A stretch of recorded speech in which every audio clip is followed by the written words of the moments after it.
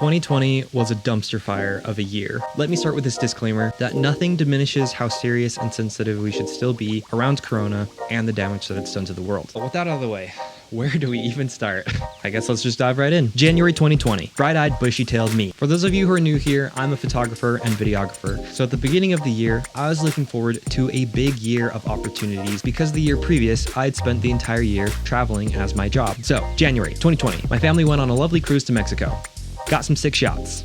Now it's February. I get offered a filmmaking job to travel the entire globe making a documentary. First episode, I climb Kilimanjaro. I flop. The show flops. I don't get paid.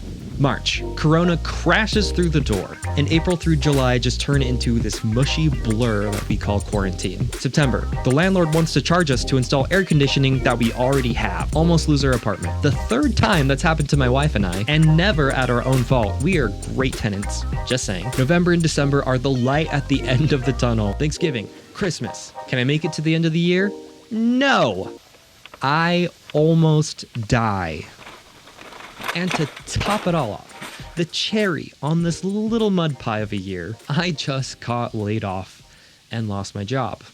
So why am I saying that 2020 was an incredible year? Like I mentioned earlier, I'm a photographer and videographer, and I had some freelance projects that I was doing on the side. And ironically enough, a few of the biggest clients I've ever had came into the picture during quarantine. All throughout those months, I worked on social media content for Fujifilm Instax. You know, these things. And my wife and I got to work on those projects together, something that we don't usually do. See, she isn't a photographer, so it was actually great being able to have her dip her toes into my line of work. We don't share a ton of hobbies, which is totally fine, but it made this a really refreshing and awesome experience to be able to have her by my side and do something creative together. And speaking of my wife, we have gotten so much closer throughout 2020. Arguably, it's probably been the highest quality that our marriage has seen throughout our, short but good 3 years. Sadly, a lot of divorces have happened over 2020, and we can't judge because we don't know their circumstances, but luckily my wife and I have actually gotten really, really close over the year. We both worked from home and spent a lot more time with each other. We cooked more, we talked more, but really, this is probably the most advanced we've gotten at respecting each other's boundaries and meeting each other's needs and being able to communicate effectively. I freaking love her. So, Carly, you're a babe. I've also had more time to work on hobbies. I've been embroidering more. I learned how to watercolor for the first time. I learned how to make stop motion animation. I wrote more music.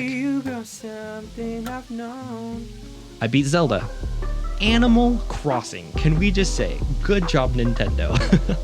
About halfway through the year, I started working with Backcountry, and due to the nature of their product, as an outdoor product retailer, naturally, I've been spending more time outside. Something my mom would have thanked the heavens for, since I grew up with my nose in books and my thumbs attached to technology. So needless to say, being able to work with them has been such a great opportunity, and I feel like it's really helped me appreciate the beauty that Mother Nature has to offer.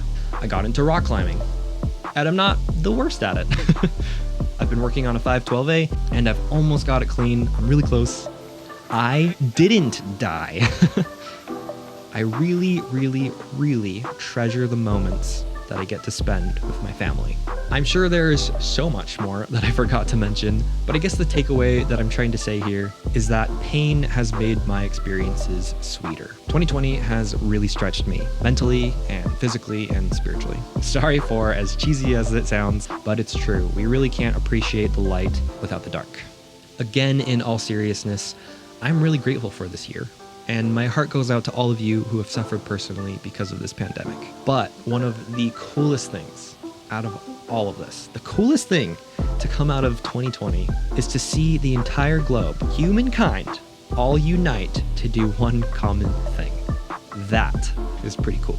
Like I said, I did lose my job, so please do me a solid and consider subscribing. It would help me out a lot. I'll have a lot more time on my hands, so you can expect to see a lot more videos coming your way.